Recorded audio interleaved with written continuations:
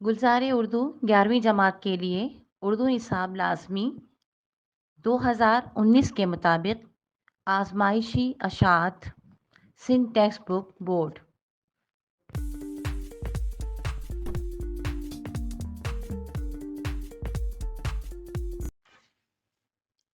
कौम अक़वा की लड़ाई। शौकत थानवी, पैदाइश फरवरी 1904, दरिंद ओन हिंदुस्तान, वफ़ात मई 1963, लाहौर। तसानीफ़ अलिफ, नावल गज़ाला, सांच को आँच, भाभी, ससुराल, बुखरार, बकवास, बेगम साहिबा, खुदा न ख्वास्ता। बे, मिज़ाह, सैलाब तबस्सुम, दुनियाए तबस्सुम, तूफ़ान तबस्सुम, बर्क़ तबस्सुम, बहर तबस्सुम। हासिलात ताल्लुम। ये सबक पढ़कर तलबा नंबर 1 सुनकर बात, कहानी, मुकालमे की जुज़ियात को तरतीब से याद रख सकें और उसे दोहरा सकें। नंबर 2 मुख्तलिफ अदबी इस्लाहात पर गुफ्तगू कर सकें। नंबर 3 अदब पारे का मरकज़ी ख़याल, अहम नुकात, नताइज, किरदार या वाक़यात की तशरीह इस्तेहसानी अंदाज और अदबी पैराए में लिख सकें। नंबर 4 रोज़मर्रा मसाइल ज़िंदगी के हवाले से गैर रस्मी खतूत लिख सकें। नंबर 5 दरसी किताब में शामिल इस्लाही, तारीख़ी, तमसीली, साइंसी और मज़ाहिया मज़ामीन का तक़ाबुली जायज़ा कर सकें। नंबर 6 मुतालिक फ़ेल की तफ़हीम व इस्तेमाल से आगाह हो सकें। सबक पढ़ना शुरू करती हूँ। बड़ी से बड़ी और छोटी से छोटी लड़ाई की गहराई में पहुंचकर अगर आप मुहक्किकाना नज़र डालें तो जड़ हमेशा कौम अक़वा को पाएंगे। दरअसल खालिस किस्म की लड़ाई हमेशा कौम अक़वा से शुरू होती है, वरना जो लड़ाइयाँ किसी वजह की बिना पर लड़ी जाती हैं उनको उसूलन लड़ाई कहना ही गलत है। उनको इंतकाम, इंतज़ाम, तबादला ख़याल, बैतबाजी, मुबाहिसा या ज़्यादा से ज़्यादा मुकाबला कहा जा सकता है। मगर लड़ाई तो इस वजदान आतिशी को कहते हैं जिसकी ना कोई वजह हो ना कोई सबब, बस इतना ही काफ़ी है, आओ पड़ोसन लड़ें। उसने कहा, लड़े मेरी बला, चटक का जवाब दिया। बला लगे तेरे सगे सौतेलों को, और लीजिए लड़ाई शुरू हो गई। इस लड़ाई में तू तकार, इसके बाद कंकर पत्थर, उसके बाद लप्पा डक्की, धींगा मुश्ती और आखिर में खून खराबे तक नौबत पहुंच सकती है। जैसी भी खुदा लड़ने वालों को तौफीक दे। मुख्तसर ये कि बाद में थाना और अदालत सभी कुछ होगा, मगर इस लफ्ज़ कौम अक़वा का कोई भी शुक्रिया अदा न करेगा जिसकी बदौलत ऐसी रौनक नसीब हो सकी।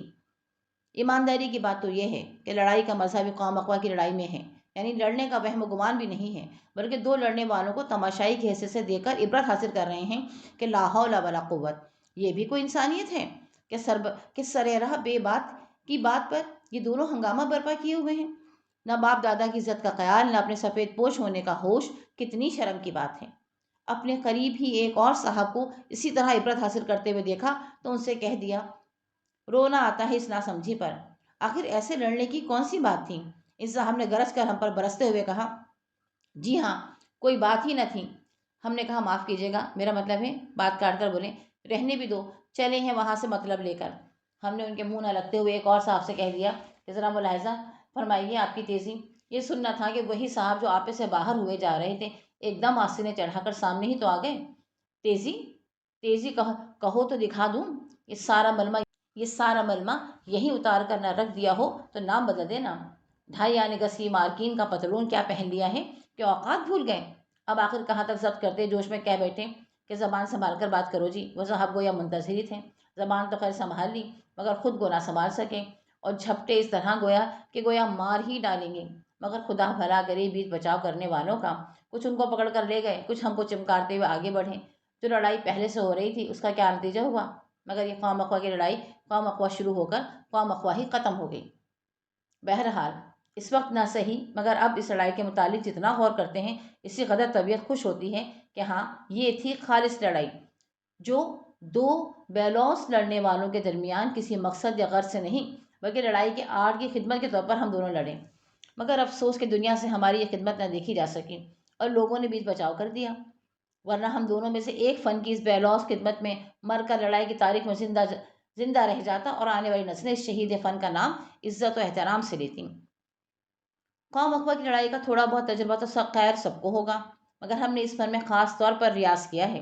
बहुत सी कौम अक़वा की लड़ाइयाँ लड़े हैं, अलमुकल्लिफ़ अलखिदमत की हैसियत से, और कभी किसी और की दावत पर मेहमान बनकर, यानी कौम अक़वा की लड़ाइयों में उलझे भी हैं और दूसरों को भी उलझाया है। लेकिन हमारा ज़ाती तजुर्बा ये है कि कौम अक़वा की लड़ाई में नागहानी तौर पर उलझ जाने में जो लुत्फ़ आता है वो किसी और को उलझाने में नहीं आता। इन दोनों में आमद और आविरत का फ़र्क तो खैर है इन दोनों में आमद और आविरत का फ़र्क तो खैर है ही, लेकिन इसके अलावा भी उलझ जाने में चूँकि कोई इरादा नहीं होता, ना कोई तैयारी होती है, लिहाजा ये मालूम होता है कि खुदा ने छप्पर फाड़ कर लड़ाई की दौलत से बिल्कुल अचानक तरीके पर माला माल कर दिया है।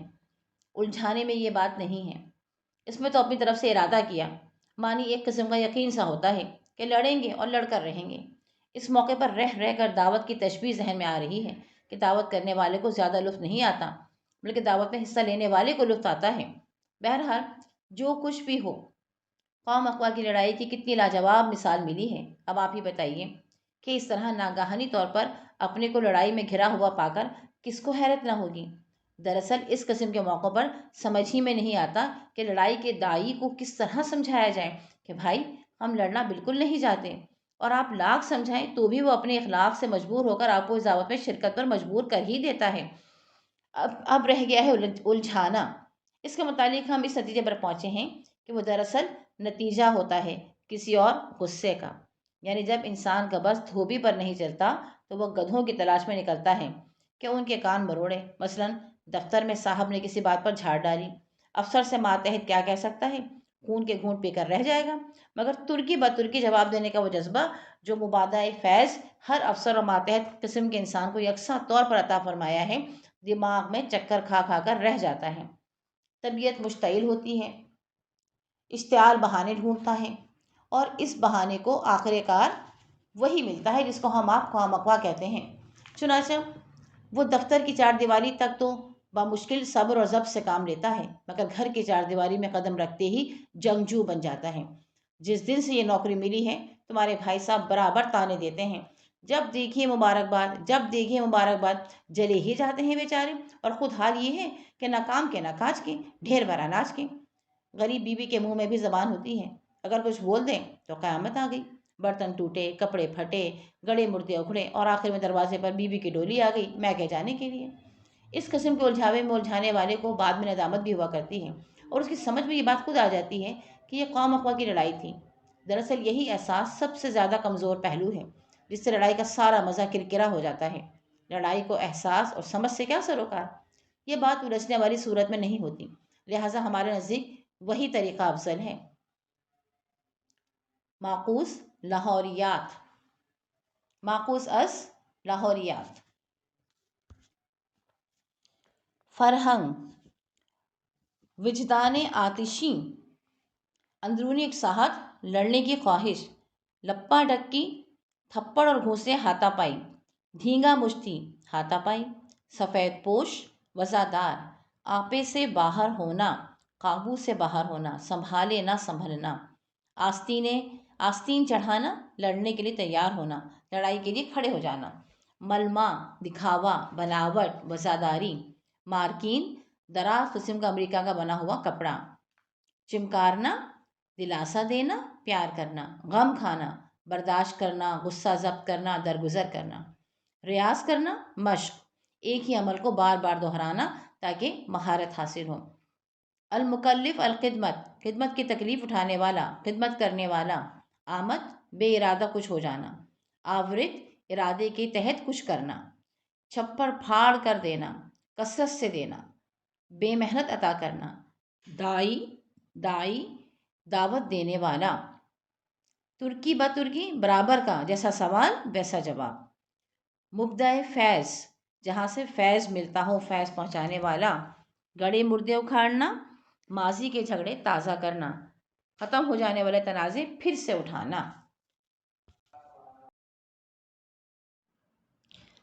मश्क।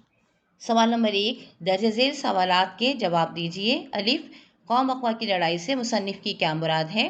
बे, लड़ाई में उलझने और उलझाने में क्या फ़र्क है। जीम, कौम अक़वा की लड़ाई का हमारी शख्सियत और माहौल पर क्या असर होता है। दाल, قوم اقوا کی لڑائی سے دامن چھڑانے کا بہترین طریقہ کیا ہے؟ سوال نمبر 2، درج ذیل اقتباسات کی تشریح بحوالہ متن کیجیے۔ الف، 2.5 آنے گز کی مارکین کا پتلون کیا پہن لیا ہے کہ اوقات بھول گئے ہیں؟ ب، لڑائی کو احساس اور سمجھ سے کیا سروکار؟ یہ بات الجھنے والی صورت میں نہیں ہوتی۔ سوال نمبر 3، مضمون کے مرکزی خیال پر روشنی ڈالیے۔ سوال نمبر 4، مضمون قوم اقوا کی لڑائی سے ایسے 5 جملے منتخب کیجیے جن میں طنز یا مزاح کا کوئی پہلو موجود ہو۔ سوال نمبر 5، تجربے یا تخیل کی مدد سے کسی ایسی لڑائی یا تو تکار کا حال لکھیے جو بے بنیاد ہو۔ سوال نمبر 6، درج ذیل الفاظ اور محاورات کو جملوں میں استعمال کیجیے۔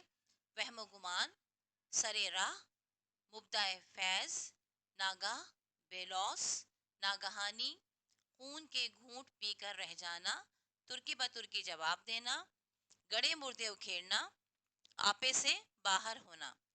سوال نمبر 7، دی گئی مثال کی روشنی میں درج ذیل الفاظ کی تذکیر و تانیث کا تعین کیجیے۔ سوال نمبر 7، دی گئی مثال کی روشنی میں درج ذیل الفاظ کی تذکیر و تانیث کا تعین کیجیے۔ مثال، فطرت مؤنث، انتقام مذکر۔ مثال میں لفظ لکھا ہے فطرت اور بریکٹ میں لکھا ہے مؤنث، یعنی فطرت کا جو لفظ ہے وہ مؤنث ہے اور انتقام لفظ جو ہے وہ مذکر ہے، اس میں بریکٹ میں لکھا ہے مذکر۔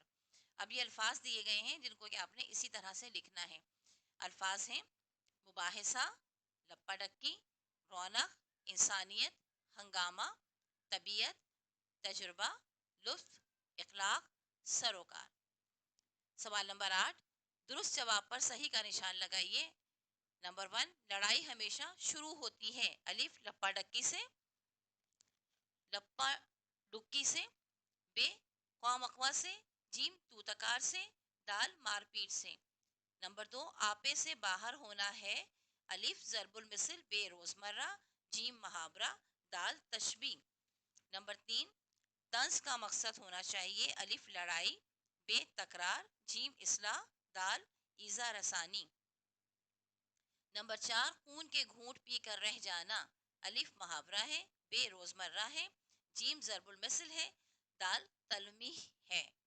نمبر 5، وہم و گمان ہے الف، مرکب توصیفی، ب، مرکب اضافی، جیم مرکب عطفی، دال مرکب اشاری۔ اب متعلق فعل کی تعریف لکھی ہوئی ہے۔